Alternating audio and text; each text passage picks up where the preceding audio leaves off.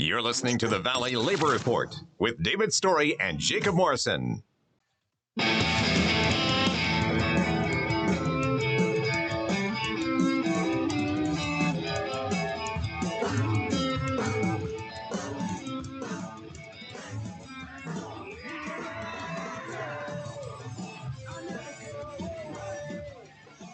Welcome back to the Valley Labor Report. My name is Jacob Morrison, here with my co-host David Story.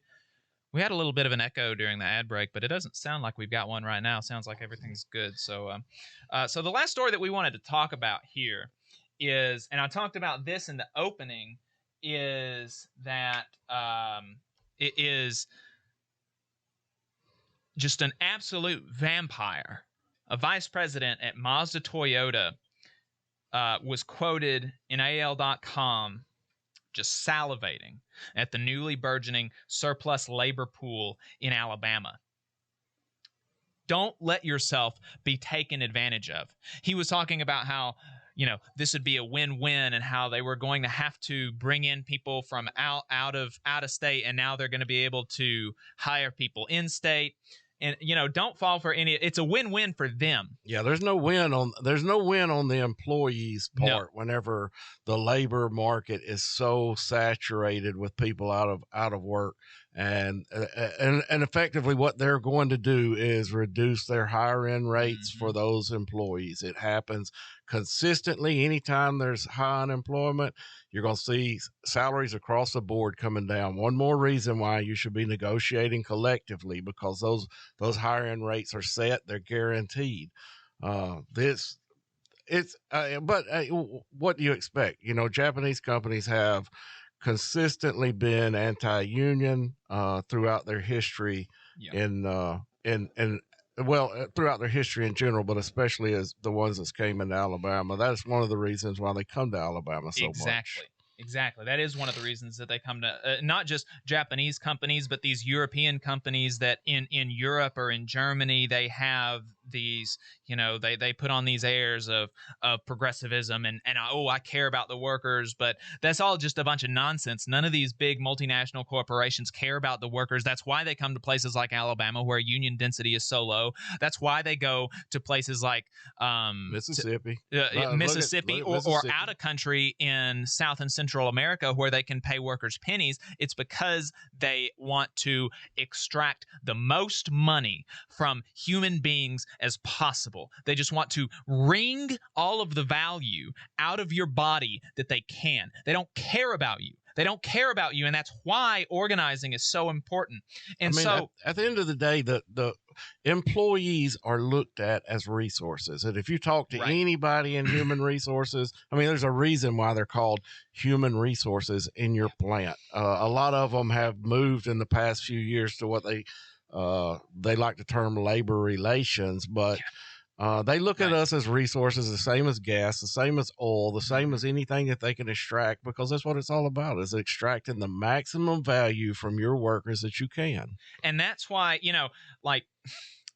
people say that it's, the class struggle language is really radical and it's not necessary or whatever. And it's just true that the working class and the employing class have fundamentally contradicting motivations and incentives. Like, as a worker, you want to do the least amount of work for the most amount of money. As an employer, you want the most amount of work for the least amount of money. And so those contradict. And it's not even necessarily a value judgment on the employer, although, of course, when it gets to a certain point, it of course is, when you're paying pennies on the dollar, or when you have terribly unsafe conditions, it's a value judgment. But I think it is a value judgment, though. Yeah. Call it for what it is, Jacob. It is a value judgment whenever you've got people that can't buy a car, that can't afford a home,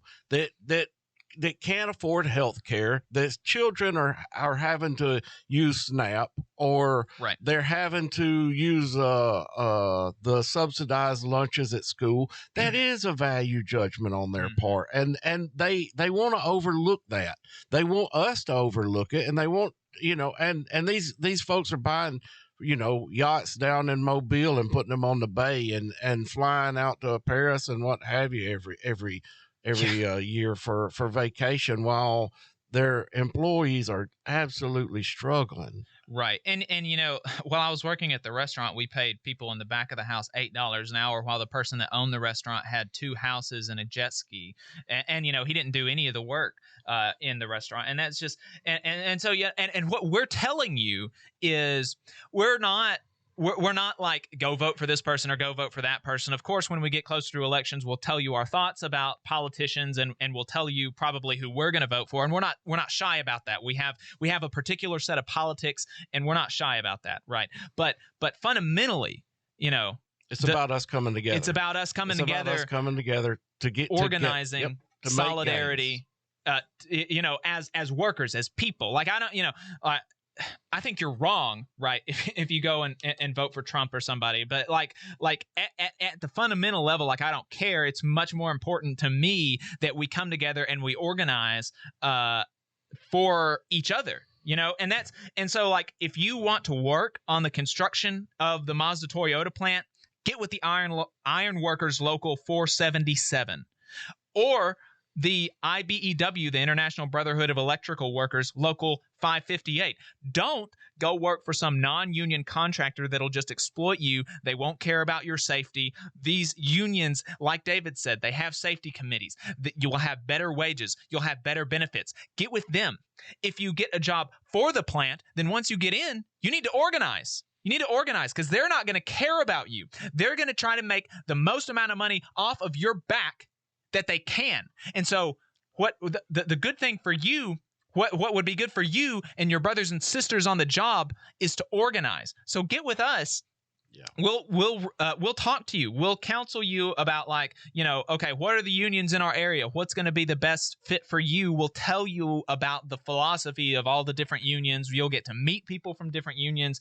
David and I, we've got a particular set of politics, and we've got a particular set of politics about unions as well. But, like, I don't care who you organize with, as long as you organize. Yeah. Because, like, I care about you, like, as a person, as an individual, or as a group of people, and I want y'all to have better lives. And so, like, I don't care if you organize with my union or not. I just want you to organize. Yeah.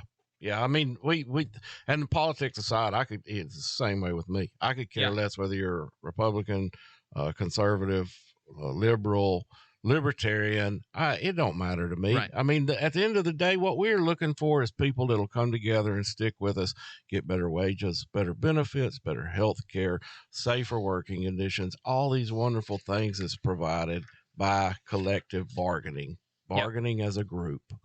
So again, if you want to work on the construction of that plant, get with the Iron Workers Local 477 or IBEW Local 558. Yep. And if you're unsure how to get in touch with them, reach out to us on Facebook or anywhere that we're on social media. Yeah, this has been the Valley Labor Report. Thanks for listening to us, folks. We will see you next week.